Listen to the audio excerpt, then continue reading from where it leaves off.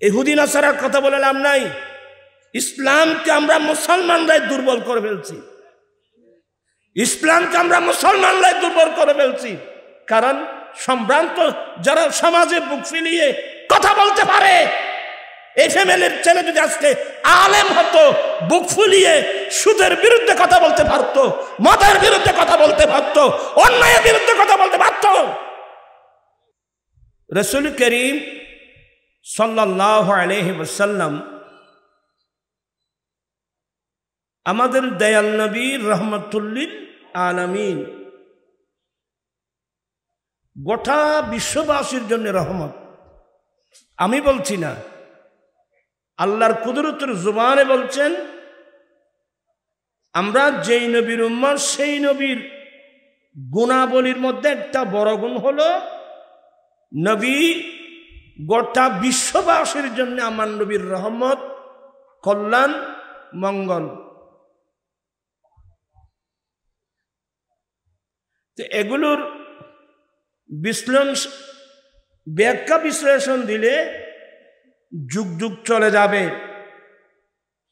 নবী যে গোটা বিশ্ববাসীর জন্য রহমত, এই মসলাটা আমরা কয়জনে বুঝি?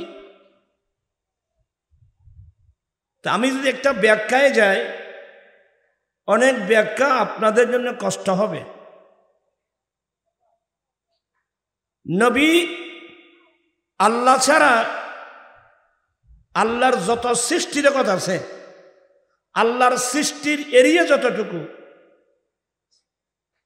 গোটা সৃষ্টি জগতের জন্য নবী রহমত, কল্যাণ, মঙ্গল। আমি তার কয়েকটা দিক তুলে ধরব, বুঝেন কিনা দেখেন। নবী রহমতুল্লিল আলামিন মানে রাহমান লিল আলামিন,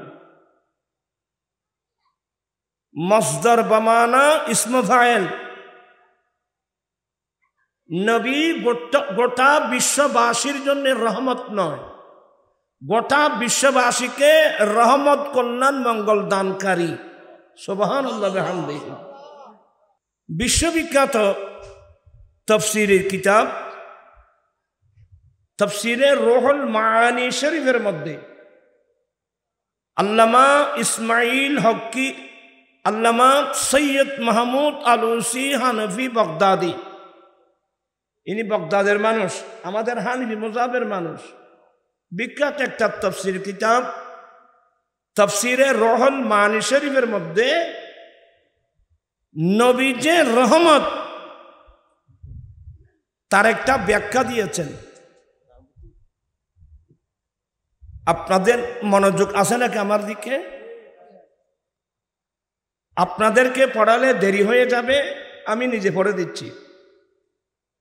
ওয়া কাউনুহু রাহমাতান লিজামিইল খালকি ওয়া কাউনুহু সাল্লাল্লাহু আলাইহি ওয়াসাল্লাম রাহমাতান লিজামিইল খালকি বা'তিবারি আন্নাহু আলাইহিস সালাতু ওয়াসসালাম ওয়াসিতাতু ফুয়ুদিল ইলাহি আলাল মুমকিনাত। আমার দয়াল নবী গোটা বিশ্ববাসীর জন্যে রহমত। কি হিসাবে?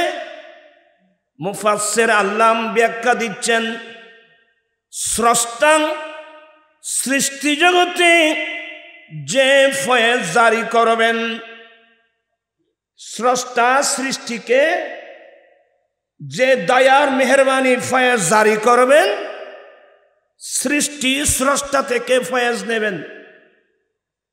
আল্লাহ দেওয়ার জন্যে, বান্দা পাওয়ার জন্যে স্রষ্টার সৃষ্টির মাধ্যম হলো নবী মুহাম্মদুর রাসূলুল্লাহ সাল্লাল্লাহু আলাইহি ওয়াসাল্লাম।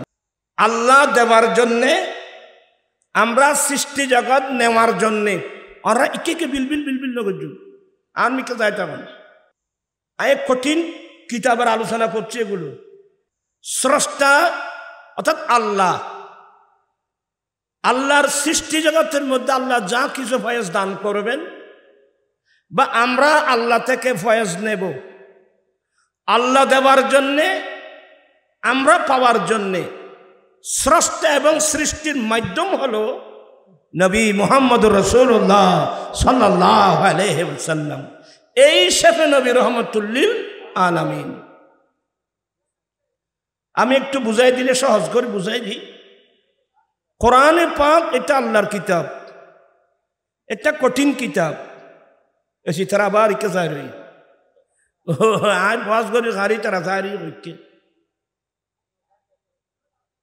আমি বিনয়ের সাথে বলবো, আইখানে মেজাজি মিকে মানুষ ভাবি, আমি আপনাকে একটা তাফসীর ডিপার্টমেন্টের একটা সাবজেক্ট আপনাকে পড়াচ্ছি, এটা গুরুত্ব না দিলে তো হবে না। কোরআনে পাক আল্লাহর কিতাব, কোরআনে পাক এটা আল্লাহর কালাম না। এটা কোথায় ছিল? বাল হুয়া কুরআনুম মাজিদুন ফি লাওহিম মাহফুজ। আল্লাহর কালাম আল্লাহ সংরক্ষণ করেছেন লৌহে মাহফুজ, একটা নুরানি তখ্ত সাত আসমানের উপরে, সেখানে আল্লাহ, এটার নাম লৌহে মাহফুজ।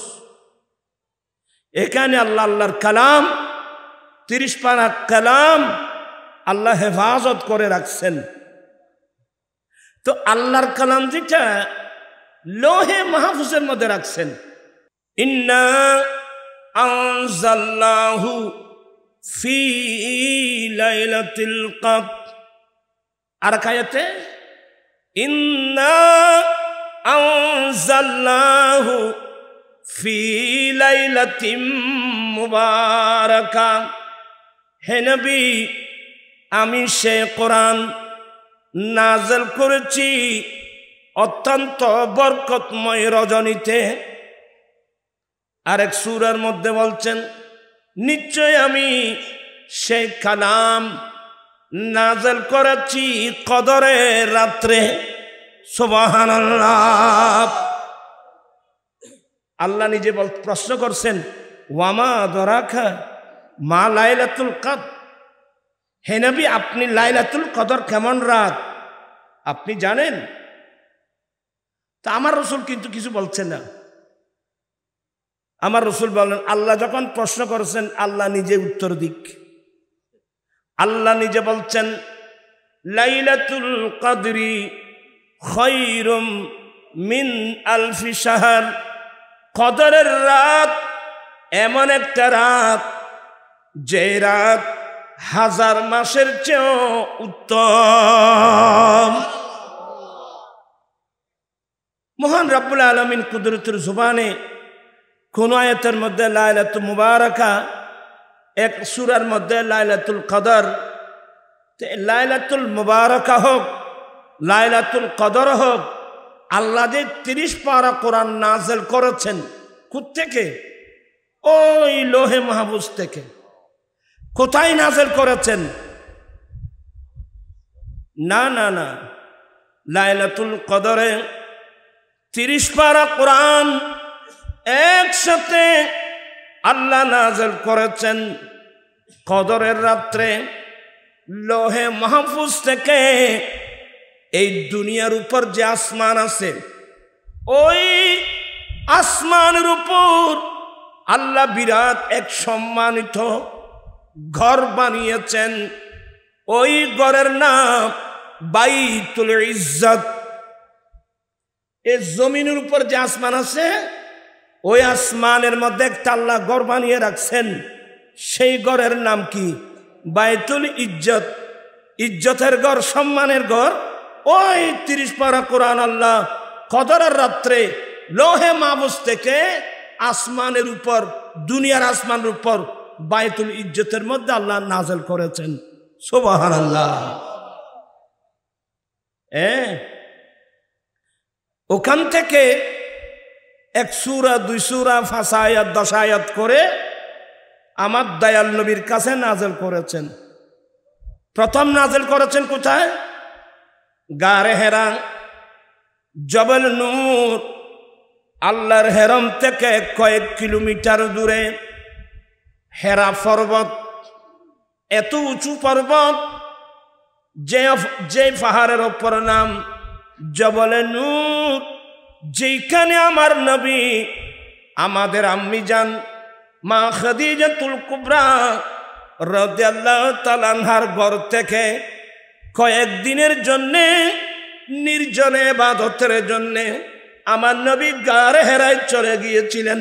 সুবহানাল্লাহ। আপনাদের প্রশ্ন আসতে পারে, মক্কার চতুর্পাশে বড় বড় উঁচু উঁচু পাহাড়, আমার রাসূল নির্জনে আল্লাহর ইবাদত করার জন্যে হেরা পর্বতকে কেন নির্বাচিত করলেন? তো উত্তর হবে, হেরা পর্বত এমন একটা পর্বত, জবলে নূর এমন একটা পাহাড়, যেখান থেকে ডাইরেক্ট আল্লাহর ঘর খানায়ে কাবা পরিষ্কার দেখা যাচ্ছে।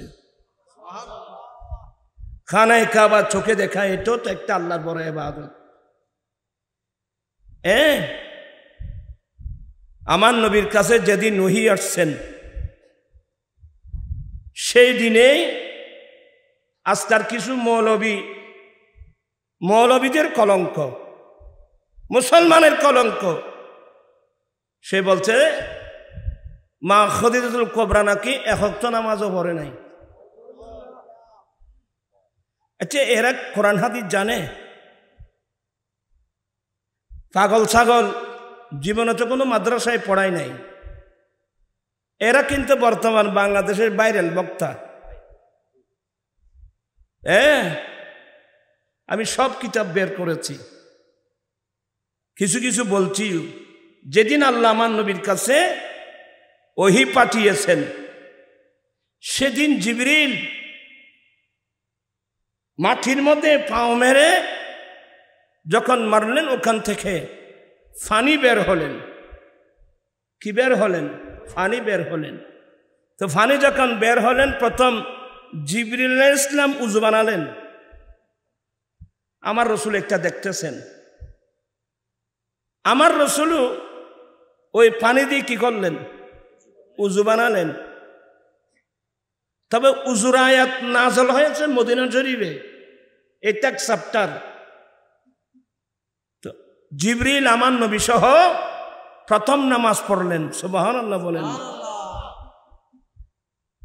আমার নবী এখান থেকে মা খাদিজাতুল কুবরার ঘরে যখন গেলেন, ঘটনাটা যখন বর্ণনা দিলেন, মা জান বলেন, ইয়া রাসূলুল্লাহ, আমাকে একটু উযু বানাই দেন না, আমিও একটু নামাজ পড়ি।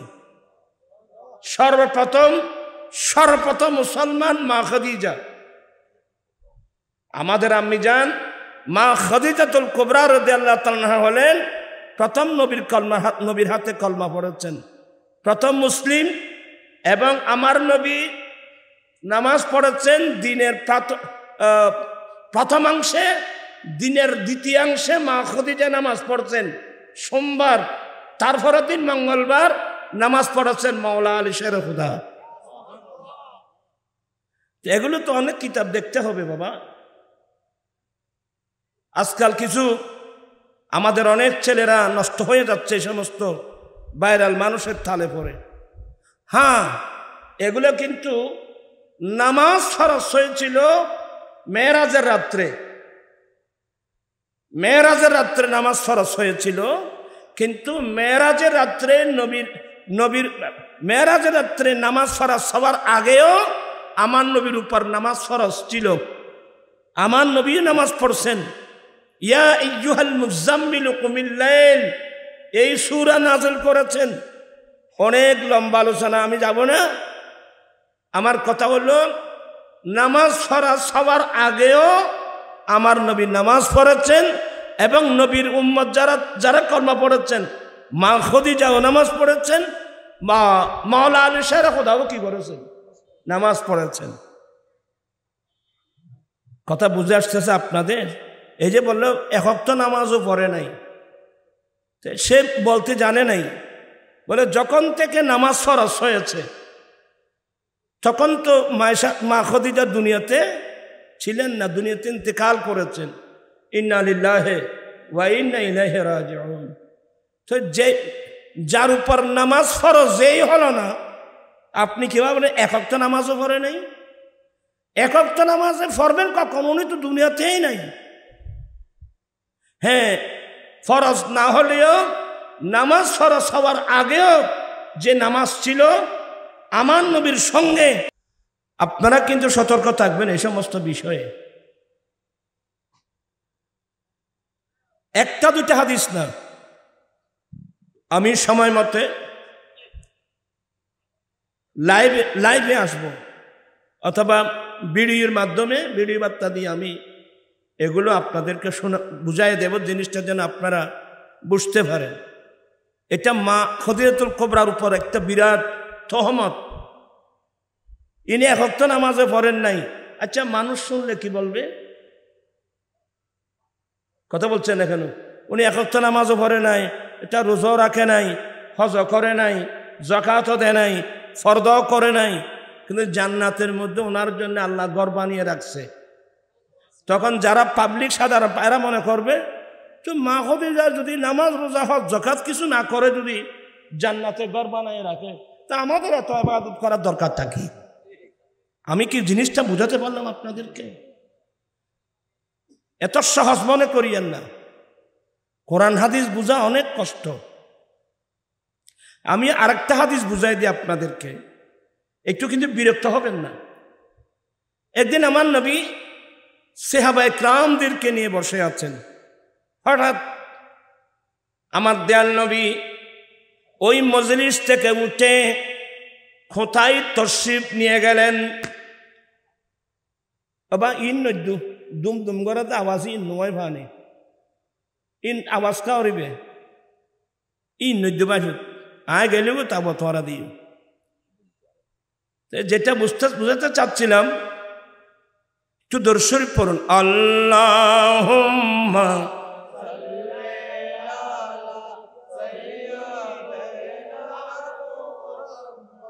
নাবিয়িনা।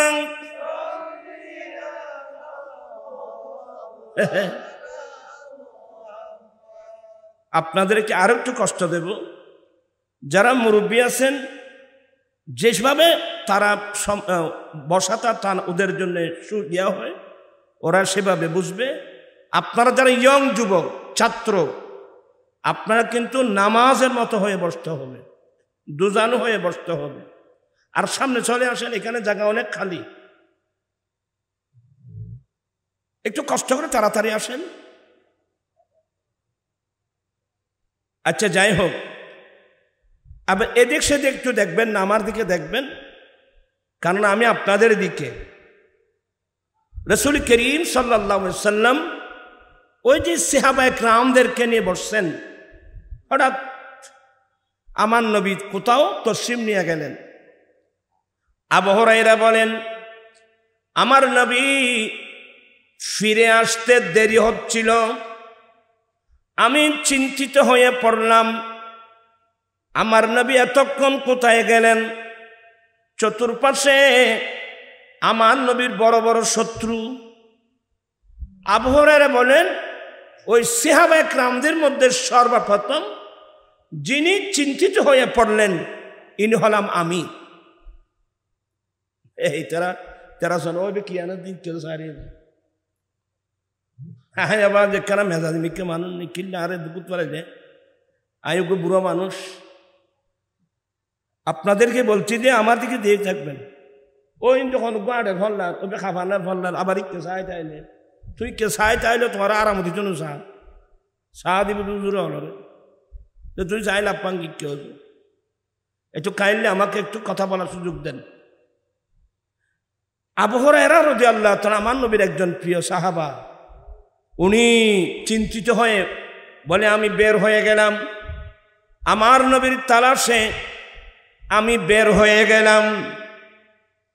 এক পর্যায়ে কিছু দূর যাওয়ার পর একটা বিরাট খেজুরের বাগান দেখলাম। আমার অন্তর বলতেছে যে আমার দয়াল নবী এই বাগানের ভিতর আছে। আমার কলব বলতেছে আমার নবী এই বাগানের ভিতর আছে। তখন আমি ওইদিকে ছুটে গেলাম, গোটা বাগানের চতুর্পার্শ্বে ঘুরলাম, বিরাট ওয়াল, ভিতরে ঢুকার কোনো দরওয়াজা নাই, জানালা নাই। আচ্ছা বলেন তো, যে বাগানের কোনো দরওয়াজা জানালা নাই, এখানে কেউ ঢুকছে, এটা কেউ কোনো মানুষ কল্পনা করবে? কিন্তু আবহাওয়ারা বলছেন যে আমার অন্তর বলতে যে আমার নবী এই বাগানে আছে। আমি গোটা বাগান ঘুরে আসলাম, ঢুকার কোনো দরওয়াজা জানালা, কোনো পথ পাচ্ছিলাম না।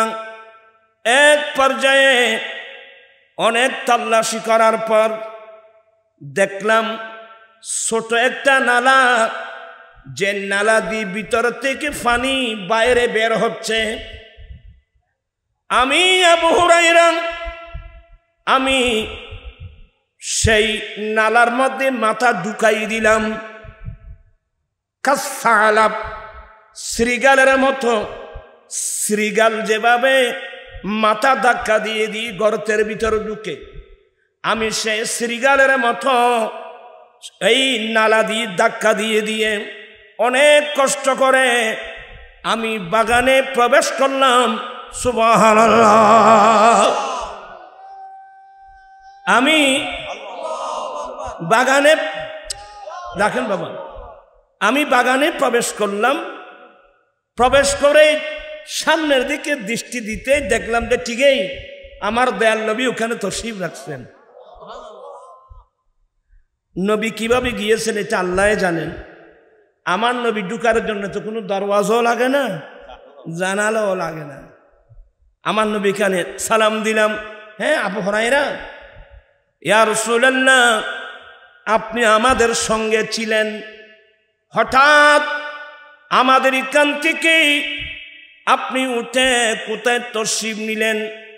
আসতে দেরি হওয়ার কারণে আমি সর্বপ্রথম চিন্তিত হয়ে আপনার তালাশে বের হলাম। ঠিক আছে আবু হুরায়রা, ধরো। আমার দয়াল নবী একটা জুতা মোবারক দিলেন। আপনার মনোযোগ সহকারে শুনবেন এগুলো। আমার নবী একটা জুতা মোবারক দিলেন, নাল। এ আবু হুরায়রা, আমি নবীর এই জুতাটা নাও। এই জুতা মোবারক নিয়ে তুমি এই বাগান থেকে বের হয়ে সর্বপ্রথম যার সাথে তোমার সাক্ষাৎ হবে তুমি তাকে বলবা এটা আমার দয়াল নবীর জুতা মুবারক। যেই ব্যক্তি আমার নবীর এই জুতা মুবারক দেখে অন্তরের অন্তরস্থল থেকে সাক্ষ্য দেবে আল্লাহ ছাড়া কোনো ইলাহ নাই, আল্লাহ ছাড়া কোনো মাবুদ নাই, এ আবু হুরায়রা তাকে জান্নাতের সুসংবাদ দাও।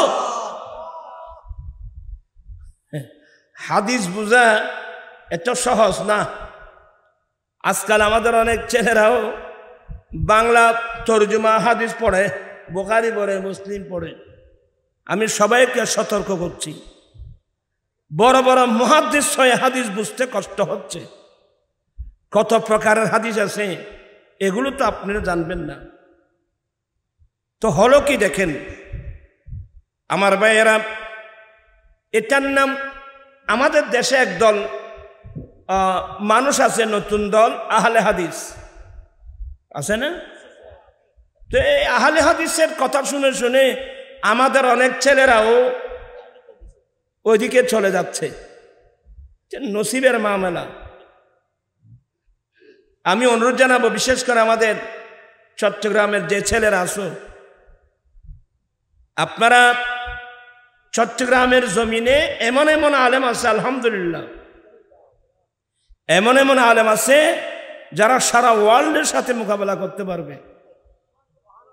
আপনার ঘরের মানুষ আপনি তো মূল্যায়ন করবেন, বুঝবেন না। আপনার কথাগুলো বুঝতেছেন? এই দেখেন, আহলে হাদিস যারা, এরা এলমে ফিকহ মানে না। এলমে ফিকহ, এরা ইমাম আবু হানিফাকে মানে না।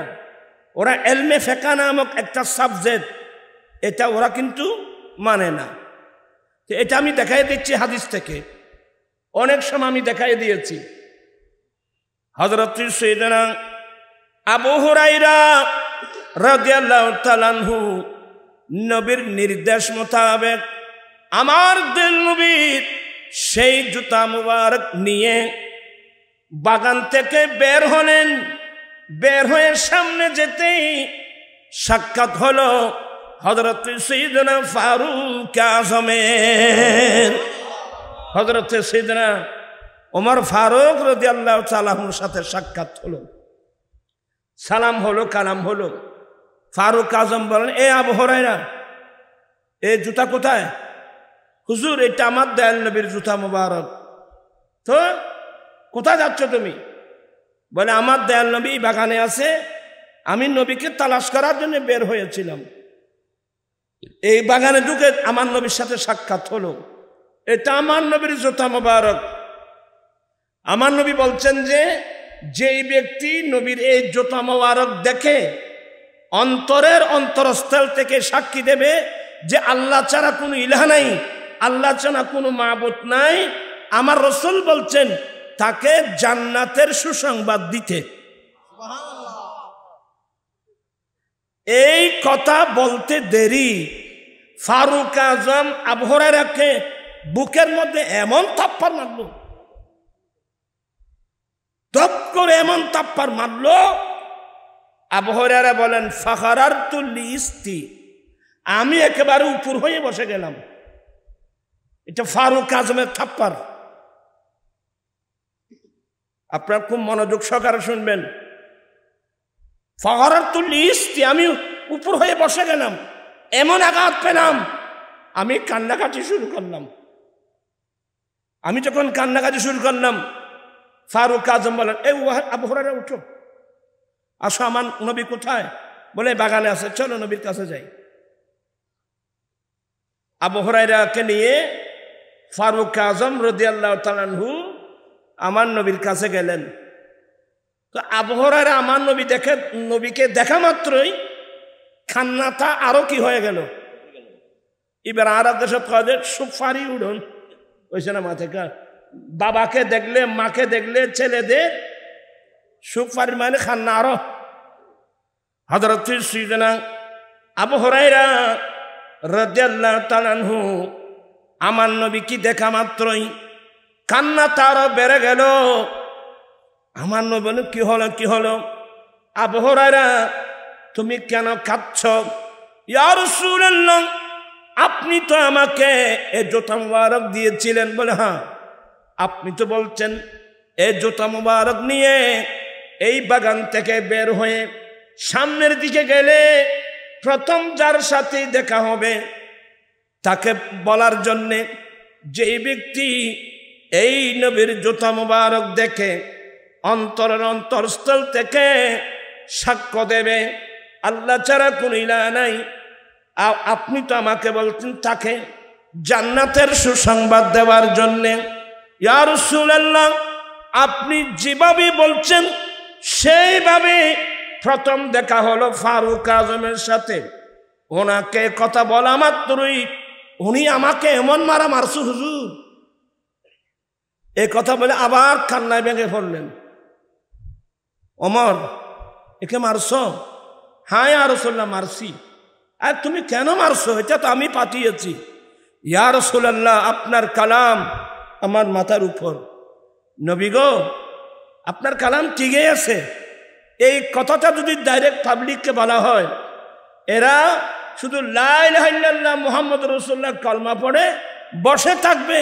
এরা নামাজ, রোজা, হজ, যাকাত আর কিছুই করবে না। এটার নাম ফিকহ, ওটার নাম হাদিস, এটার নাম ইলমুল ফিকহ। ফারুক আজম মারুফ বিল ইলমি ওয়াল ফিকহ, এটার নাম ফিকহ। আমার নবী সমর্থন করলেন, হ্যাঁ ওমর ঠিকই বলছো তুমি। সুবহানাল্লাহ বলবেন না? কত সিস্টেমে উম্মতদেরকে, সাহাবায়ে কেরামদেরকে আমার রাসূল দ্বীনের তালিম দিচ্ছেন। দেখেন, আমার জীবন মরণ সাজাবো। আমি এই কথাটা কি জন্য আনলাম? এই যে মৌলবীটা বলল মা খদিজা এক ওয়াক্ত নামাজও পড়ে নাই, রোজাও রাখে নাই, হজ করে নাই, যাকাতও দেয় নাই, ফরদও করে নাই, কিন্তু ওনার জন্য জান্নাতে কি বানিয়ে রাখছে আল্লাহ? ঘর বানিয়ে রাখছে। তাহলে পাবলিকরা যদি এই কথাটা জানে, এরা বলবে যদি মা খদিজা নামাজও পড়লো না, রোজাও রাখলো না, হজ করলো না, যাকাতও দিল না, ফরদও করলো না, ওনার জন্য জান্নাতে ঘর থাকে, তাহলে আমরা এত কষ্ট করার? আমি কি জিনিসটা বুঝাতে পারলাম? কিন্তু ওইটা তো এই কথা বুঝে নাই। এখন তো নামাজও পড়লো না, তুমি এটা কেন বললা? কারণ নামাজ যখন ফরজ হয়েছিল তখন তো মা খদিজা দুনিয়াতে ছিলেন না, তাহলে উনি নামাজ পড়েন নাই, এই কথাটা আপনি কেন বললেন? রোজা রাখে নাই, তখন কি রোজা ফরজ হয়েছিল? এটা কেন বললেন? মালের যাকাত দেন নাই, তখন কি যাকাত ফরজ হয়েছিল? একথা কেন বললেন? পর্দাও করে নাই, তখন কি পর্দার আয়াত নাযিল হয়েছিল? এ কথাটা কেন বললেন? তাহলে তো এটা একটা মা খদিজার উপর একটা মারাত্মক একটা মিথ্যা তহমত দেওয়া। ওলামাদের খেদমতে আমি 2 হাত খরচুরি করে বলবো, পাবলিকের সামনে কথা বলতে এমনভাবে কথা বলতে হবে যাতে পাবলিকরা যেন পাবলিকের মধ্যে যেন কোনো বুঝাবুঝি সৃষ্টি যেন না হয়। এটা পাবলিক মানুষ। আর তুমি যে বলছো মা খদিজা এক ওয়াক্ত নামাজও পড়ে নাই, এটা একটা মা খদিজার উপর একটা মিথ্যা তহমত, এটা মিথ্যা হবাদ। এই ধরনের কথা বলতে অত্যন্ত সতর্ক। আবার বলল যে নামাজ পড়লে জান্নাতে যাবে, এটা কোরআন শরীফের কোথাও নেই। আচ্ছা আপনারা বলেন তো, এই ধরনের কথাগুলো এগুলো মুসলমানের মধ্যে বিভ্রান্তির সৃষ্টি করে না? আপনারা কথা বলছেন না কেন? আপনি যেখানে মানুষকে নামাজের প্রতি কি করতে হবে? উৎসাহিত করতে হবে। নামাজ পড়লে জান্নাতে যাবে, এটা কোরআন শরীফে কোথাও নেই। তুমি কোরআন শরীফ পড়ছো? তুমি কোরআন শরীফ জানো? হ্যাঁ, আমাদের দেশে অনেক মানুষ আছে ওই মৌলবীরা আর কি, যে মিলাদুন্নবী কোরআনে নাই, মিলাদুন্নবী হাদিসে নাই, মিলাদুন্নবী কোথাও নাই, এই ধরনের যারা বক্তব্য রাখে ওরাই ওই শ্রেণীর লোক। আমি বলছি যে কোরআন শরীফে মিলাদুন্নবী নাই, এটা তো একটা মারাত্মক কোরআনে পাকের অপবাদ দেওয়া।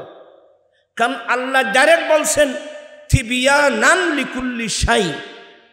আল্লাহ বলেন, হে নবী আমি আপনার উপর যে কোরআন নাযিল করেছি তিবিয়ানান লিকুল্লি শাই, প্রত্যেক কিছুর বিস্তারিত, সৃষ্টির শুরু থেকে শেষ পর্যন্ত প্রত্যেক কিছুর বিস্তারিত এই কিতাবের মধ্যে আছে। আপনার কি বিরক্ত হচ্ছেন বোধ? এখন তো মজমেজাজ ঠিক আছে, আমি একটু কিছু আলোচনা করছি, এগুলি একটু মনোযোগ সহকারে শুনবেন। এই আয়াত যখন নাযিল হলো, একজন ইহুদিরা তো বড় দুষ্টু, ইহুদি নাসারা এরা কি? এরা বড় দুষ্টু। গোটা বিশ্বের মধ্যে অশান্তি সৃষ্টি করেছে এই 2 জাতি, এক ইহুদি আর এক নাসারা। তো একজন ইহুদি, এরা তো এমনি দুষ্টু, তে মনে মনে গবেষণা করতেছে, মুহাম্মদের উপর যে কোরআন আল্লাহ নাযিল করেছে এখানে নাকি সব কিছুর বিস্তারিত বর্ণনা আছে। তো তখন এখন সে পয়েন্ট তালাশ করতেছে কিভাবে মুসলমানদেরকে আটকাবে। এই ধরনের দুষ্ট আছে না বাবা? সে পয়েন্ট তালাশ করতেছে, হ্যাঁ প্রত্যেক কিছুর বিস্তারিত কোরআনে আছে। তো এক পর্যায়ে সে নিজের শয়তান আর আরো শয়তান আছে, তার দেমাগ ঢুকাই দিল। ঘটনাক্রমে তার মুখে দাড়ি উঠে নাই। কার? ওই ইহুদির মুখে কি উঠে নাই? সে এখন বানাচ্ছে সব কিছু, কোরআন শরীফে নাকি সব কিছু আছে। আমি এবার মুসলমানের কাছে যাব, আটকাবো। কি? আমি আলীর কাছে যাব, মনে আমি আলীর কাছে যাব, ওনাকে আর জিজ্ঞাসা কর, ভাই আপনাদের কিতাবে নাকি সব কিছু আছে? সেও বলল হ্যাঁ সব কিছু আছে। তখন আমি একটা প্রশ্ন করবো, আচ্ছা ভাই আমি একটা প্রশ্ন করতাম, বলে করো, আচ্ছা আমার মুখে দাড়ি উঠে নাই কেন? এ তথ্যটা আপনাদের কিতাবে আছে। তো সে মনে মনে ভাবতেছে যে আমার মুখে দাড়ি উঠে নাই কেন, এটা তো মুসলমানের কিতাবে থাকার কথা না। যদি আলী যদি এটা বলে, হেই তোর মুখে দাড়ি উঠে নাই কেন, এ তথ্য আমাদের কোরআনে থাকবে কেন, তখন আমি একটা পয়েন্ট পেয়ে যাব। তাহলে বোঝা গেল তোমাদের কিতাবে সব কিছু নাই। এটা হত কত বড় বা জগ বা বাক ফল বাক শেষ, এটাকে মন্ত্রের ভাষা বলে সকরা কোবরা মিলিয়ে একটা ফলাফল নথিতে বের করা। এগুলো এখন নাই, জ্ঞান এগুলো নাই এখন। ছেলেরা সোজা সোজা কোরআন হাদিস বুঝতেছে না। তো সে সবগুলো বাজক বাহ্য বাক ফল বাক শেষকে এগুলো দিয়ে গেল আলীর কাছে। ঠিকই ঠিক জায়গায় গিয়েছে। আলী বলে কিরে ভাই, বলে ভাই আপনাদের কিতাবে নাকি সব কিছু আছে? বলে আছে তো। সব কিছু? বলে হ্যাঁ সব কিছু আছে। আমি একটা প্রশ্ন করতাম, ভাই বলে করো, আচ্ছা আমার মুখে দাড়ি উঠে নাই কেন, এ তথ্যটা আপনাদের কিতাবে আছে? মাওলা আলী বলেন হ্যাঁ আছে তো। কি আমার মুখে দাড়ি উঠে নাই কেন, এই তথ্যটা মুসলমানের কিতাবে থাকবে? এটা তো বলতেছে সেটা অন্য পরিকল্পনা করে আসছিল, অন্য প্ল্যান করে আসছিল। বলে আমার মুখে এটা কোথায় আছে? তখন মাওলা আলী আল্লাহর কোরআনের একটা আয়াত তেলাওয়াত করলেন, ওয়াল বালাদুত তাইয়িবু ইয়াখরুজু নাবাতুহু বিইذনি রাব্বিহি ওয়াল্লাযী খাবুসা লা ইয়াখরুজু ইল্লা নাকাদা। আল্লাহ বলেন এমনি বলদমানি শহর, এই আয়াতের মধ্যে বলদমানি জমিন, তৈয়ব মানি পবিত্র, এই আয়াতের মধ্যে তৈয়ব মানি উর্বর। ওই জমিন, যেই জমিন উর্বর, সেই জমিন আফন রবের নির্দেশে ভালো ভালো ফসল বের করে দেবে। জমিন যদি ভালো হয় ফসল ভালো হবে। ওয়াল্লাযী খাবুসা, এমনি খাবুসা খবিস, আল্লাহ বলেন ওই জমিন, যেই জমিন খবিস মানে অনুর্বর, আমাদের চট্টগ্রামের ভাষায় বলে নাঠা। ওই জমিন, যেই জমিন আস্থা খবিস, যেই জমিন নাঠা অর্থাৎ অনুর্বর, সেই জমিন সামান্য কিছু ফসল ছাড়া অন্য কোনো ফসল বের করে না। কি মানে জমিন যদি ভালো হয় ফসল ভালো, জমিন যদি নষ্ট হয়, খবিস হয়, অনুর্বর হয়, এ সামান্য কিছু ফসল ছাড়া বালা ফসল বের করে না। সেটা তো জমিন বলতে এখানে তোর কথা আছে। বলছে কিভাবে? বলে দেখতো আমি আলীর মুখে কতগুলো দাড়ি। বলে না আপনার মুখে তো মাশাআল্লাহ অনেক দাড়ি। আরে অনেক দাড়ি মানি জমিন উর্বর তো ফসল বালা হয়েছে, তো তুই আস্থা খবিস, তুই আস্থা না থা, এই জন্য তোর এখান থেকে ফসল বের হয়। ইহুদি দুর্দায়ী, সুবহানাল্লাহ বলবেন না? এই জন্য কোরআন শরীফে নেই এ কথা কোনোদিন বলবেন না। হ্যাঁ আমি কোরআন বুঝি না এটা বলবেন। আর কোরআন কিভাবে বুঝবেন? কোরআন এটা একটা অলরেডি বিজ্ঞান। আপনারা মার্কেটে গেলে একটা বই তালাশ করবেন, বিজ্ঞান না কোরআন, ভাই মোহাম্মদ নুরুল ইসলাম, সে আপনাদের মতো বাংলা ইংরেজি শিক্ষিত মানুষ, সে বাংলা ইংরেজির পাশাপাশি আল্লাহর কোরআন নিয়ে সে যখন স্টাডি করলো, সে দেখতে পেল কোরআন শরীফের মধ্যে আগা গোড়া বিজ্ঞান। উনি মন্তব্য লিখলেন বিজ্ঞান না কোরআন। প্রাণ পিছিয়ে ভাইরা, আজকে আরো সমস্যা হলো এ কোরআন শরীফ পড়ানো হয় মাদ্রাসায়। আপনারা তো ব্রেনি যারা ছাত্র, সম্ভ্রান্ত পরিবারের ছেলে, প্রায় তো আমার ইদিরিশিয়ান, যারা ব্রেনি আছে এরা সবাই তো স্কুল কলেজ ইউনিভার্সিটিতে, ওখানে তো আর কোরআন শরীফ পড়ানো হয় না। কোরআন শরীফ পড়ানো হয় মাদ্রাসায়। আর মাদ্রাসায় যে ছাত্রগুলো পাঠালাম এগুলো দুর্বল ফ্যামিলির ছেলে। একদিক দিয়ে অর্থের দুর্বলতা, অপর দিক দিয়ে ব্রেনের দুর্বলতা। এই দুর্বল ছেলে দুর্বল ব্রেন দিয়ে এ কঠিন কিতাব বুঝবে? 15 বছর পড়ালেও ফাগরি আমার চেয়ে বড় মারতে পারবে, কিন্তু সে ফতোয়া দেবে, হালালকে হারাম বলবে, হারামকে হালাল বলে মুসলমানের মতো ফাটল সৃষ্টি করবে, যেমন এভাবে হয়ে গেছে। এগুলোর জন্য আপনারা সবাই দায়ী। আপনারা যারা সম্ভ্রান্ত পরিবার, উচ্চ ব্রেনের অধিকারী, আপনার একজন ছেলে আজকে মাদ্রাসায় থাকতো, সে উচ্চ ব্রেন দিয়ে আল্লাহর কোরআন স্টাডি করত, সে নিজেও সঠিকভাবে কোরআন বুঝতে পারত, জাতিকেও বুঝাতে পারত, তাহলে দেখতেন যে অনেকাংশে দেখতেন যে দ্বন্দ্ব অনেক কি হয়ে যেত, কমে যেত। আমি 2 হাত করে জোরে করে বলবো, ইসলামকে ইহুদি নাসারার কথা বলে লাভ নাই। ইসলামকে আমরা মুসলমানরাই দুর্বল করে ফেলছি। ইসলামকে আমরা মুসলমানরাই দুর্বল করে ফেলছি। কারণ সম্ভ্রান্ত যারা সমাজে বুক ফিলিয়ে কথা বলতে পারে, এই ফ্যামিলির ছেলে যদি আজকে আলেম হতো, বুক ফুলিয়ে সুদের বিরুদ্ধে কথা বলতে পারতো, মদের বিরুদ্ধে কথা বলতে পারতো, অন্যায়ের বিরুদ্ধে কথা বলতে পারতো। আজকে গোটা দেশ আমরা এতগুলো মুসলমান থেকে লাভটা কি? সুদ, ঘুষ, যৌতুক, মাদক, এখানে সম্পূর্ণ কোরআন সুন্নাহ বিরোধী কালচার কাজগুলো হচ্ছে। অনেক মসজিদের ইমাম সুদের বিরুদ্ধে ওয়াজ করার কারণে তার চাকরি চলে গেছে, আপনি জানেন? আপনারা সবাই কিন্তু বেঁচে যাবেন কিয়ামতের মাঠে।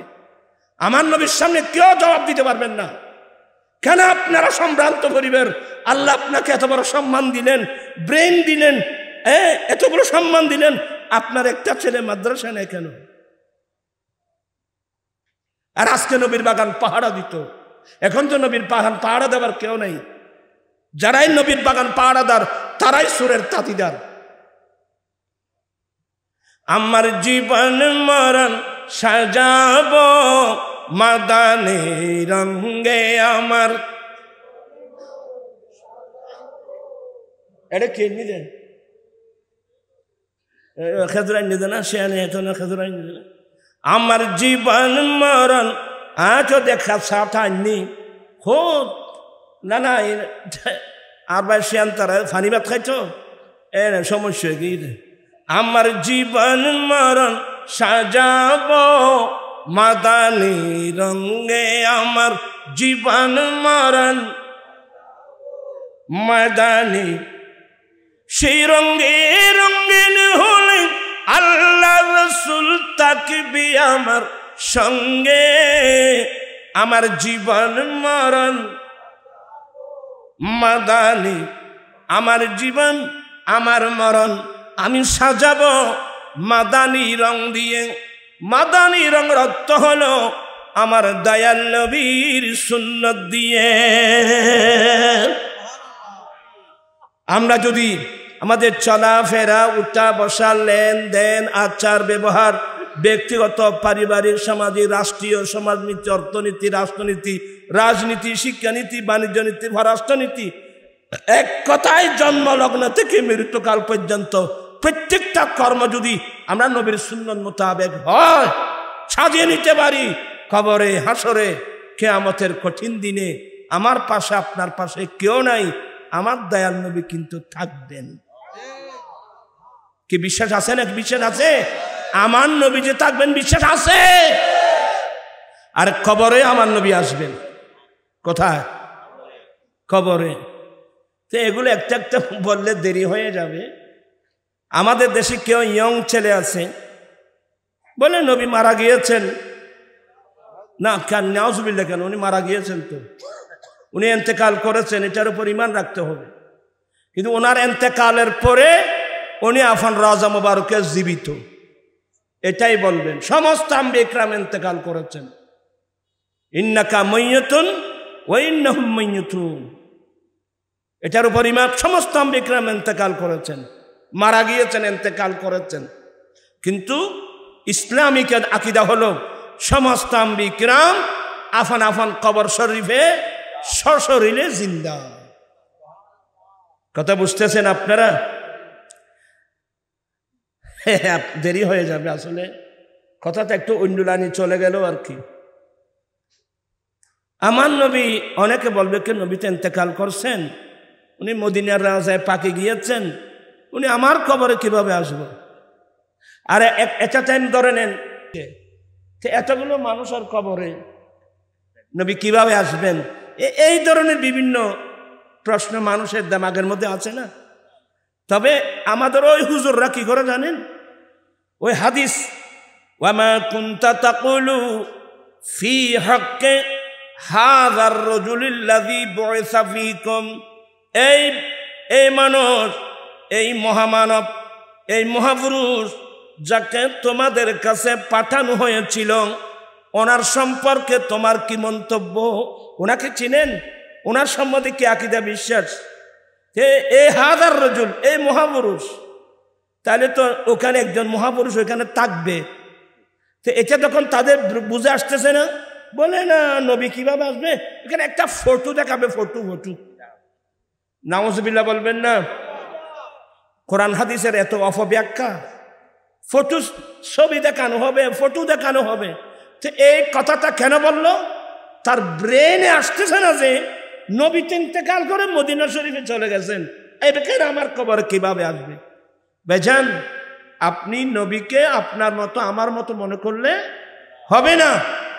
আমার নবী যে প্রত্যেক উম্মতের কবরে আসবে, এখানে ছবি টবির কোনো কথা নাই। এগুলোর দলিল তো বুখারী মুসলিমে আছে। আমি অনেক জায়গায় বলে দিয়েছি, আমার নবী যখন মেরাজের রাত্রে প্রথম আসমানে গেলেন, সোজা কথা, ফাস্তাফতাহা জিবরিল, জিবরিল বলেন এ দারোয়ান তাড়াতাড়ি গেট খুলো, অর্থাৎ আসমানের দরওয়াজা। এটা আমার নবীর জন্য বানিয়েছেন আল্লাহ স্পেশাল, তাড়াতাড়ি গেট খুলো। তো ওখান থেকে ফেরেশতা জিজ্ঞাসা করছেন, দারোয়ান মনান্তা, আপনি কে? আগে আপনার পরিচয় দেন। কালা আনা জিবরাইল, আমি জিবরিল। আচ্ছা, আমার হুজুর জিবরিল। ওয়ামাম্মা খান, আপনার সঙ্গে ইনি কে? কালা হুয়া মুহাম্মদ সাল্লাল্লাহু আলাইহি সাল্লাম, ইনি মুহাম্মদ সাল্লাল্লাহু আলাইহি সাল্লাম। তৃতীয় নম্বর, ওনাকে কি দাওয়াত দেওয়া হয়েছে? আরে বসুন বাবু, ওনাকে কি দাওয়াত দেওয়া হয়েছে? হ্যাঁ, ওনাকে দাওয়াত দেওয়া হয়েছে। যখন তিনি প্রশ্নের উত্তর পেয়ে গেলেন, গেট খুলে দিলেন। আমার নবী বলে, আমি জিবরিল বুরাক সহ প্রথম আসমানে কদম রাখলাম, দেখতেছি গেটের পাশে একজন নূরানি সুরতের মানুষ বসে আছে। তো জিবরিল বলছেন, নবী গো, ইনাকে চিনেন? তা আমার নবী বলছে, তুমি বলো না, তোমার কাজ তুমি করো। বলে, হুজুর হাযা আবুকা আদম, ইনি আপনার বাবা আদম আলাইহিস সালাম। ফাসাল্লিমহু, আপনি সালাম করুন। আমার নবীর সাথে সাথে সালাম করলেন। সালামের উত্তর দিয়ে আদম আলাইহিস সালাম দোয়া করলেন, মারহাবা ইয়া ইবনে সালেহ, ইয়া নবী সালেহ, এই নেককার নবী রাসূল, মারহাবা, ওয়েলকাম, খুশ আমদেদ। কোথায়? আচ্ছা, এই জমিন থেকে প্রথম আসমানের দূরত্ব কত? ইতারালে বড় দুঃখত আছি, 500 বছরের দূরত্ব। এই জমিন থেকে এক আসমানের দূরত্ব 500 বছর। ওই আসমান থেকে দ্বিতীয় আসমানের দূরত্ব 500 বছর। ওই আসমান থেকে তৃতীয় আসমানের দূরত্ব 500 বছর। একটু মনোযোগ সহকারে শুনবেন। আমার নবী যখন দ্বিতীয় আসমানে গেলেন, তখন ঈসা আলাইহিস সালাম দ্বিতীয় আসমানে, এখন কিন্তু ঈসা আলাইহিস সালাম চতুর্থ আসমানে। মেরাজের রাত্রের দায়িত্ব ছিল দ্বিতীয় আসমানে। তৃতীয় আসমানে ইউসুফ আলাইহিস সালাম, চতুর্থ আসমানে ইদ্রিস আলাইহিস সালাম, পঞ্চম আসমানে হারুন আলাইহিস সালাম, ষষ্ঠ আসমানে মুসা আলাইহিস সালাম, সপ্তম আসমানে ইব্রাহিম আলাইহিস সালাম। এই হাদিসগুলো কি দুর্বল, জয়ীফ না সহি হাদিস? সহি হাদিস। আচ্ছা, আপনাদেরকে প্রথম প্রশ্ন, আদম আলাইহিস সালাম ইন্তেকাল করেছেন ওই মেরাজের রাতের আগে, প্রায় 8000 বছর আগে। ওনাকে দফন করা হয়েছে জমিনে। কোথায়? এক হাদিস মধ্যে শ্রীলঙ্কার পাহাড় অথবা আবু কুবাইস পাহাড় তিনটা মত আছে, যেখানে দফন করা হোক। আসমানে তো আর দফন করা হয় নাই, আসমানে তো এর কি কবরস্থান আছে না বাবা, নিচে দফন করা হয়েছে। তাহলে আদম আলাইহিস সালাম ইন্তেকালের পরে ৮,০০০ বছর পরে এই জমিন থেকে আফান রাজা মুবারক থেকে প্রথম আসমান ৫০০ বছর দূরত্বে আদম আলাইহিস সালাম গেলেন। ওইখানে কি ছবি ছিল? কথা বলছেন না কেন? ওইখানে কি আদম আলাইহিস সালামের ছবি ছিল? ছবি কি কথা বলতে পারে? আমার নবী সালাম দিলেন, সালামের উত্তর দিলেন, দোয়া দিলেন, তাই বোঝা যাচ্ছে উনি সত্যি আদম আলাইহিস সালাম। তো আদম আলাইহিস সালাম যদি ৫০০ বছর দূরত্বে আসমানে যেতে পারে, আমার রাসূল ইন্তেকালের পরে মদিনা রওজা পাক থেকে উম্মতের কবরে আসা, এটা কি কোনো বড় একটা কোনো ব্যাপার হলো? তাহলে বুঝতে হবে আল্লাহ নবীদেরকে সেই ক্ষমতা দিয়েছেন, এটা একেবারে পরীক্ষিত। এই জন্য কোরআন হাদিসের ইলম না থাকলে এখানে অনেক ভালো ভালো ছেলের অ্যাক্সিডেন্ট করে, ভালো ভালো ছেলের অ্যাক্সিডেন্ট করে। যেমন মনে করেন আমাদের বিশেষ করে চট্টগ্রামে এই যে মানুষ যখন কবরে দফন করা হয়, কবরের পাড়ে দাঁড়িয়ে একজন হুজুর ময়্যতকে কি করে তলকিন করে, ওইছে না মাথা মাত্র আছে না? কিন্তু এই যে ওই যে আধুনিক এই যুগের কিছু ছেলেরা, এক মৌলবী হয়তো দিন এর ভিতরে যান না, উপরে বললে ভিতরে যাবে, ছেলেরা বলে না না যাবে না। এই প্রথম আমি এক মৌলবীকে ধরে ফেলছিলাম, ওই তখন আমার শাদী হয় নাই, খালুসা মাদ্রাসার সামনে ফকিরহাট বাজারে এখন ওখান ধরে ফেলছে মৌলবীকে। উপরে বললে ভিতরে যাবে, ছেলের বলে যাবে না। ইয়েন তো যারা হয়ে যাবে না, ইন বেগুন আর শুনি বল উচার পর যাবে না হয়ে দে, ইতে কি হইতে বন্য পারে, ইতি জবিত বন্য পারে। যখন আমি মাইক নিয়ে দাঁড়িয়ে গেলাম, অনেক লম্বা ইতিহাস এগুলো। আপনি 11টা মশলা ভুল বলছেন। 1 নম্বর আপনি যে বলছেন উপরে বললে ভিতরে যাবে, এটা বলে, এটা মানে আমাদের আহলুস সুন্নাত ওয়াল জামাতের একটা নিয়ম হলো ময়্যতকে কবরে দফন করার পর একজন হুজুর পাশে দাঁড়িয়ে ও ময়্যতকে কি তলকিন করে, কলমা তলকিন করে। এই ব্যাপারে উদ্যোগলি ভিতরে যান না, হয়তো দেখুন তারা গাইলি হই, হয়তো বেয়ে হয়ে দ্বারা বুঝি না, ও উপর বললে ভিতরে যাবে। শেরে বাংলা সাহেব বুঝেছে তো অন্য সিস্টেমে একবার মতন সব হই আর নাম হই, হয়তো হয়তো এর ভিতরে যান না, হয়তো তোর মারে ওইটা তো একবার চুরফলের মতো ফালার, হ্যাঁ তোমার হুজুর এভাবে খেভাবে মা তোর মারে গালি দে। শের বাংলার মতো বলছেন, আমি যে একটা গালি দিলাম, আপনি যেভাবে একেবারে রাগান্বিত হয়ে গেলেন, এটা গালি কি আপনার মায়ের উপর ওদের ফরসা নেয়নি? বলে আপনার মা কোথায়? বলে আমার বাড়িতে। কতটুকু? বলে এখান থেকে 5 মাইল হবে। আরে ভাই, আমি আপনার মাকে তোর মারে গালি দিলাম, 5 মাইল দূরে গিয়ে যদি এটা তোমার মায়ের গায়ে ভরে, ইয়ে তুমি খোঁজি ন দুঃখে। আহা হা সুবহানাল্লাহ। যে গাজী শেরে বাংলা রহমতুল্লাহ আলাইহির উত্তর, উনি তরির উত্তর দিতেন। আল্লাহ ওনাকে এমন নিয়ামত দিয়েছেন, উনি তরির মতো উত্তর দিতে পারতেন। আর হয়তো গিয়ে আজ খাতায় কিলো করতে না পারে, হয় দেখুনি আন্দর কিল্লা দি, হয় দেখুনি গরিব গরু গরু ফোয়া আর বুঝি খরের দুধ তো গাজী শেরে বাংলা তো জ্বালালি তোর অবস্থায় থাকতেন। হয় দেখুনি গরু ফোয়া গোদার বুঝি সর ফোয়া গরু ফোয়া এবার শুননি কি হলে যে খোঁজটা হাত দেখে গরু নয় তোর দেখে বলা ধরা চালাইবে মনে এক খালা দূরে শেষ হাত দেখে গরু নয়নি তোর দেখে বলা ধরা চালাইবে মনে। আর গাজী শের বাংলা রহমতুল্লাহ আলাইহি ওনাকে আল্লাহ এমন মেধা দিয়েছিলেন, উনি তরির জবাব দিতে পারতেন। তো এগুলো বোঝানোর জন্য বলতে হচ্ছে। কিন্তু বর্তমান সমাজ ভালো আলেমের খুবই অভাব বাবা। আর ভালো আলেম তো আর ফেসবুকে নেই। যারা ভালো আলেম এরা কি ফেসবুকে আছে? আর ছেলেরা তো ফেসবুক নিয়ে ব্যস্ত। হ্যাঁ, বড় বড় আলেম। একজন বলতেছে কাওবয়, আমার রসুলকে রাখাল বলতেছে। নাউজুবিল্লাহ বলবেন না আপনারা? একজন বলতেছে সাংবাদিক। আমি এগুলোর জবাব দিয়েছি, আপনারা পেয়েছেন কিনা আমি জানি না, এগুলো নবীর শানের চরম বেয়াদবি ছাড়া আর কিছু না। তো আমি বললাম, তো আচ্ছা সাংবাদিকের আরবি কি বলে? সাংবাদিককে আরবিতে কি বলে? নবী বলে, রসুল বলে না আর কি বলে? এটা জিজ্ঞেস করেন তো, সাংবাদিক কি বলে?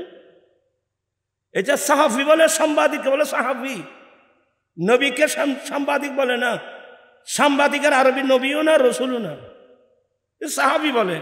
আল্লাহকে কোরআন শরীফ আমার নবীকে সাহাবি বলছে, কোথায় সাহাবি বলছে? তুমি কেন বলছো? এই দুরবস্থার মধ্যে পড়ে গেলাম আমরা। এখন তো আমাদের ছেলেদেরকে নিয়ে আমরা বুঝাতে সব কষ্ট হচ্ছে। আমার ঘরের ছেলে আমাদের ঘর ফেলে চলে যাচ্ছে। আগে নামাজ পড়তো নাবির নিচে, এখন ওই দেখা দেখি কোথায় ওই জাকের নায়কের পাগল হয়ে কোথায় চলে গেল? বুকের উপর চলে, বলে এটা সহিহ হাদিস। আল্লামা ফরহাদাবাদী রহমতুল্লাহ আলাইহি উনি সহিহ হাদিস চিনেন না, গাজী শের বাংলা চিনতেন না, বেশি দূরে যাওয়া লাগবে না।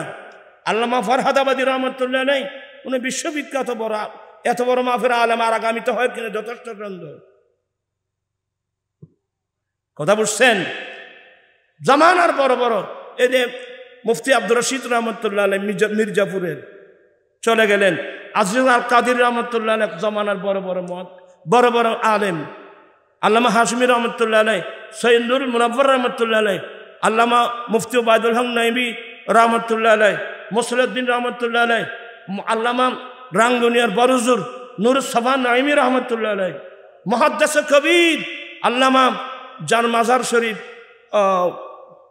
কোন বাজার সীতাকুণ্ডে, ওই কোন বাজার বলে এটাকে, ফৌজদারের পাশে মুহাদ্দিস কবির যাকে বলা হয়, আল্লামা শফি রহমান হাশেমি রহমতুল্লাহ আলাইহি, ওকে মুহাদ্দিস কবির বলা হতো। এত বড় বড় জামানার মুহাদ্দিস, এরা কোনোদিন নাবির নিচে হাত বাঁধলো না। তুমি একজন প্রফেসরের কথা শুনে বুকের উপর, আরে বুকের উপর হাত বাঁধার হাদিস আছে তো, এটা তো তোমার জন্য, এটা মহিলাদের জন্য। আপনি বিরক্ত হচ্ছেন বোধহয় আপনারা। আমি আমার ছেলেদেরকে সতর্ক করতেছি, তারপরও যদি তোমার ভালো লাগে আমাদের সাথে একটু মত বিনিময় করলে তো হয়ে যায়। আল্লাহ সবাইকে এই কথাগুলো বুঝার তৌফিক দান করুক। আবার আমি কাউকে কটাক্ষ করি না, আমি যতটুকু সম্ভব বুঝাবার চেষ্টা করি। তার নসিবে হেদায়েত থাকলে ভাবে, নসিবে যদি হেদায়েত না থাকে আহি তেরা মাতল মারিফ না ফরম বলিব না। আবু জেহেল নবীর মুজিজা চোখে দেখছে। আবু জেহেল নবীর মুজিজা, মোহাম্মদ তুমি কি নবী? বলে হ্যাঁ নবী। তো বলে নবীদের তো মুজিজা থাকে, অলৌকিক ইয়ে থাকে, তো আপনি কি দেখতে চান? বলে মোহাম্মদ আপনি কি আকাশের চন্দ্রকে দ্বিখণ্ডিত করতে পারবেন? খান এদের ব্রেনে আসছিলে দুনিয়ার যত বড় জাদুঘর, আসমানের মধ্যে তো চন্দ্র সূর্যের মতো জাদুদের জাদুবিদ্যা কোনো কাজে আসবে না, চলবে না। এটা নিয়ত খারাপ। মোহাম্মদ আপনি কি এই চন্দ্রকে দ্বিখণ্ডিত করতে পারবেন? আমার নয় বলেন যদি করতে পারি আপনি আমার কলমা পড়বেন? বলে একেবারে দেরি করবেন আর সাথে সাথে পড়ে ফেলবো।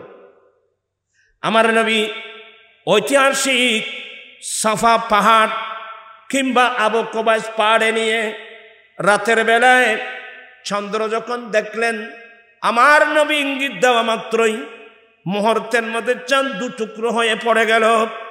ইকতারাবাতিস সাআ ওয়ানশাক্কাল কামার, এই আয়াতের ব্যাখ্যায় আছে চাঁদ দু টুকরো হয়ে দুই দিকে পড়ে গেল। হ্যাঁ, আমর বিন হিশাম, আবু জেহেলের নাম কি? আমর বিন হিশাম। এবার কলমা পড়ো। বলে হ্যাঁ এবার তো আপনি তো দ্বিখণ্ডিত করলেন, আচ্ছা জোড়া লাগাতে পারবেন? এই যে কথার কান আগে কথা না বুঝতে পারলাম। আর তার ব্রেন এত শর্ট, যার ইশারায় আকাশের চন্দ্র দ্বিখণ্ডিত হয়, ওনার ইশারায় জোড়া লাগানো এটা একটা কঠিন বিষয়। তারপর আমার নবী বলে নাই, আমার নবী ইঙ্গিত দেওয়ার সাথে জোড়া লেগে গেল। বলে চাচা এবার কলমা পড়েন। বলে বাপরে বাবা, আমি আমার জীবনে অনেক বড় বড় জাদুঘর দেখছি, এ মুহাম্মদের মতো জাদুঘর। আসলে তার নসিব কি? তার নসিব খারাপ। নবীর মুজিজা চোখে দেখছে, থাকতে রাতে কলমা পড়া উচিত ছিল, তার নসিবে নাই। আমি কি কথা বুঝাতে পারলাম? আল্লাহ পাক সবাইকে কথাগুলো বুঝার তৌফিক দান করুক। আমার রসুল কবরে আসবে তো? আমি অনেক সময় ছেলেদেরকে অন্য স্টাইলে বুঝাই। কি? আমি বললাম ফ্যাক্স চিনেন? ফ্যাক্স ইতারা কত নবীবে আইবো কেনে? তখন আমি বললাম তুমি ফ্যাক্স চিনো? হ্যাঁ শুনছি তো। একটা ফ্যাক্স মেশিন, ব্রেনে মানুষ এটা আবিষ্কার করেছে, তার ব্রেন দিয়ে এটা আবিষ্কার করলো ফ্যাক্স মেশিন।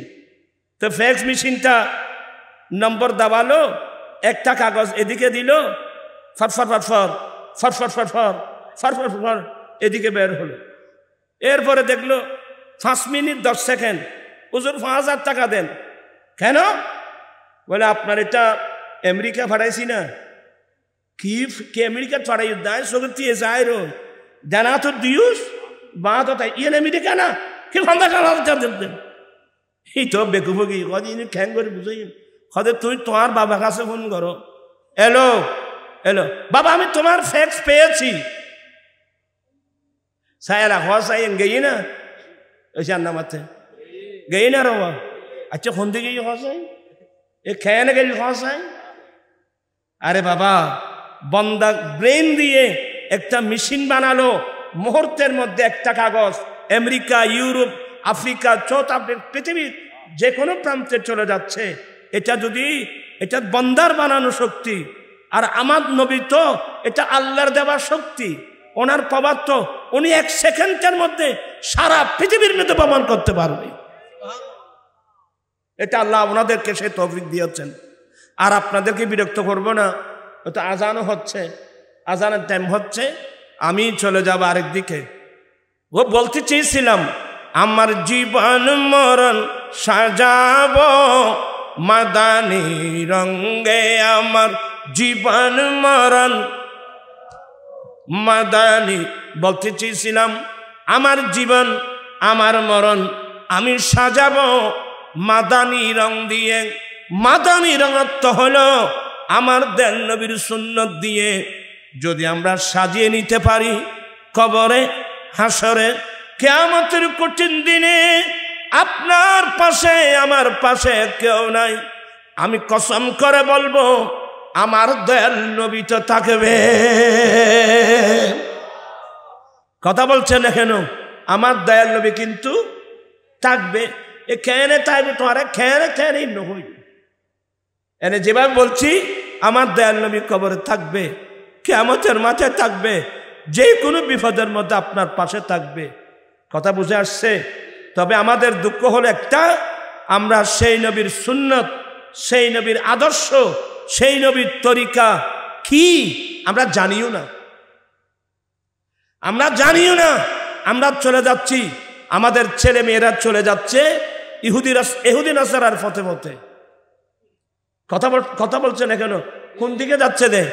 ইহুদি নাসারার পথে পথে। আমি আয়াতে কারিমা পড়ছিলাম ইন্নাকা লাআলা খুলুকিন আযীম, হে নবী নিশ্চয় আপনি অতি উত্তম আদর্শের উপর অধিষ্ঠিত। প্রাণপ্রিয় দেশবাসী, রব্বুল আলামিন কুদরতের জবানে যে নবীর আদর্শের প্রশংসা করলেন, আমাদের উচিত ছিল সেই নবীর আদর্শ গ্রহণ করা।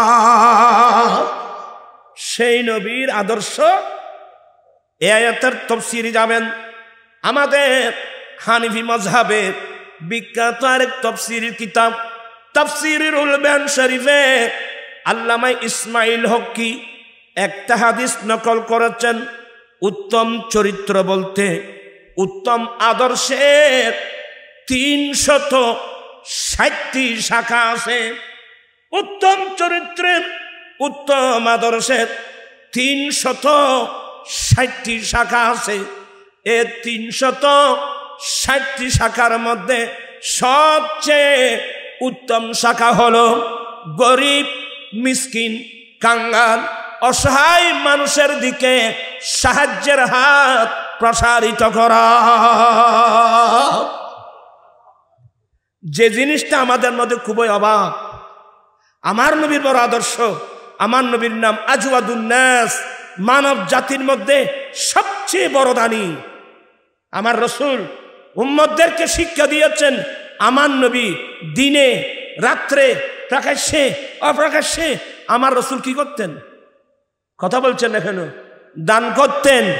তোমার আওয়াজ নরম হয়ে তো খান দান করানোর কথা কই দেবে। ও মারবে মা, হ্যাঁ ইদিরিশিয়ান আর মাদ্রাসার ঠেয়া দিবে কয়ে দিয়ে আজ বছর বুঝল দিই না, বুঝল না ঠিয়াই বেহানুজ্ঞ জিনিস ফকরের তুমি ঠিয়াই বে সহজে বাইর নেব।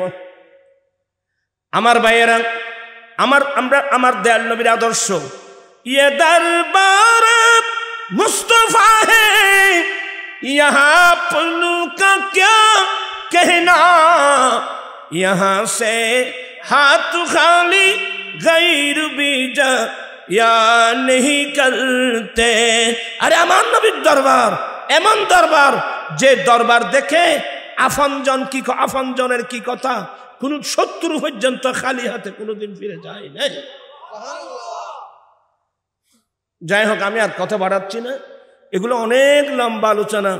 360টি শাখা আছে উত্তম আদর্শের, মাত্র একটি কথার ইশারা দিলাম, যে জিনিসটা আমাদের খুবই প্রয়োজন।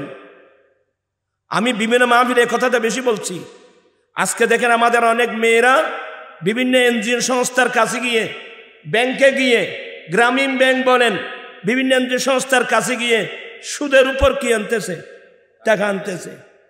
এই কিস্তির টাকা পরিশোধ করতে না পেরে কত মেয়ে নিজের সতীত্ব হারিয়েছে, কত মেয়ে স্বামী হারা হয়েছে, কত মেয়ে বিটা বাড়ি হারা হয়েছে। এগুলোর জন্যে ওরা না, আমরা সবাই দায়ী। কেউ বাঁচতে পারবেন না,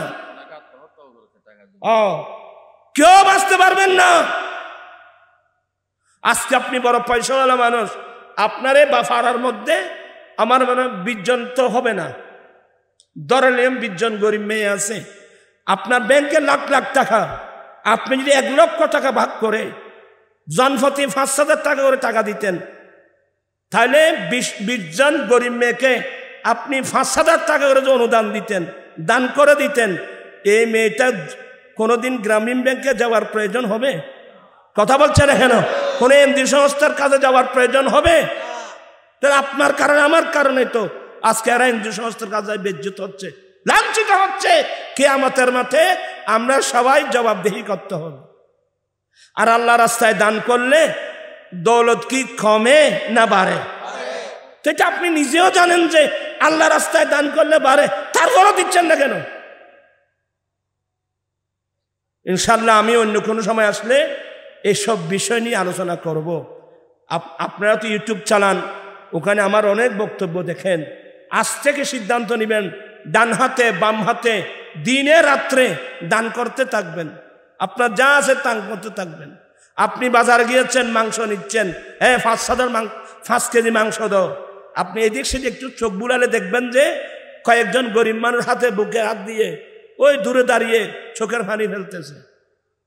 আপনি যদি এই সময় যদি আপনি 5 কেজির জায়গায় যদি 6 কেজি নেন, বড় 1 কেজি স্পেশাল নাও, 2 ভাগ করে আধা কেজি করে 2 জন গরিব মানুষকে দান করতে, আপনি কি গরিব হয়ে যেতেন? কথা বলছেন না কেন? আপনি কি গরিব হয়ে যেতেন? বাজারের মধ্যে আপনি বাজার করছেন, এখানে শত শত গরিব মানুষ। আপনি একজনকে 5 কেজি আলু কিনে দিলে, 2 কেজি আলু কিনে দিলে, আপনি কি গরিব হয়ে যাবেন? একটু গরিবের দিকে দেখান না। এগুলো গরিব বানিয়েছেন, আল্লাহ গরিব বানান নাই, আমাদেরকে পরীক্ষা করার জন্য এগুলো করছে।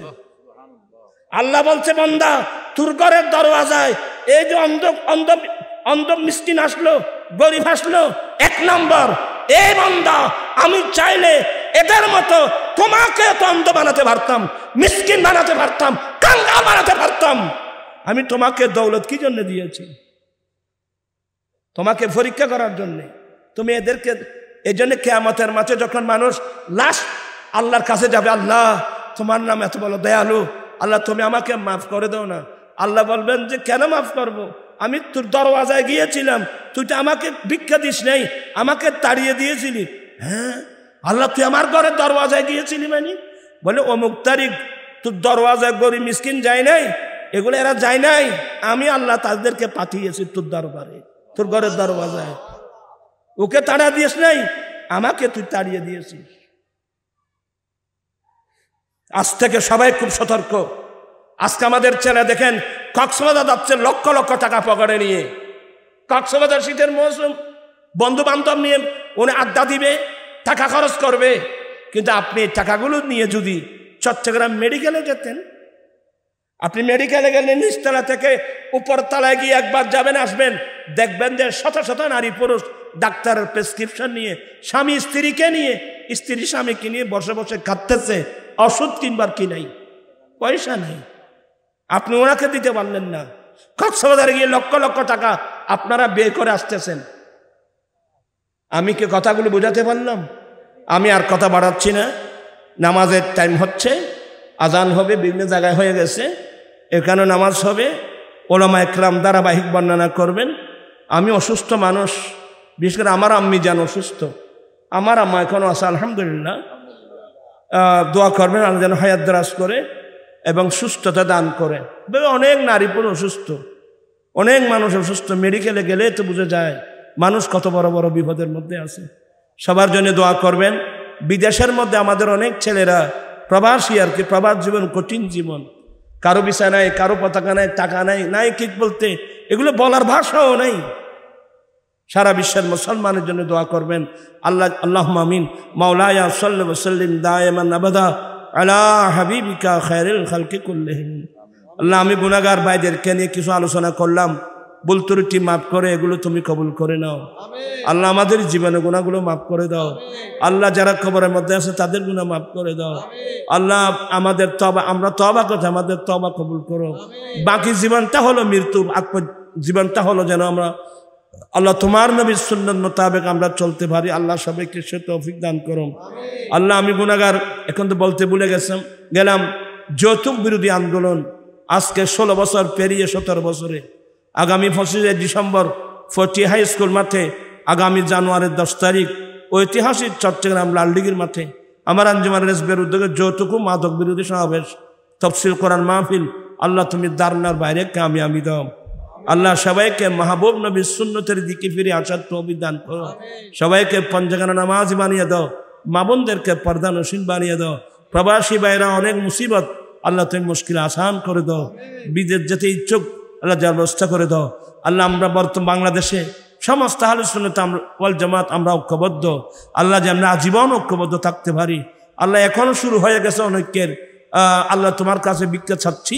আল্লাহ, আমাদের যেন আমরা ঐক্য হয়ে যেন থাকতে পারি। আল্লাহ, সবাইকে সে তৌফিক দান করো। জীবনে একটি বার হলো সোনার মদিনার মুসাফির করে।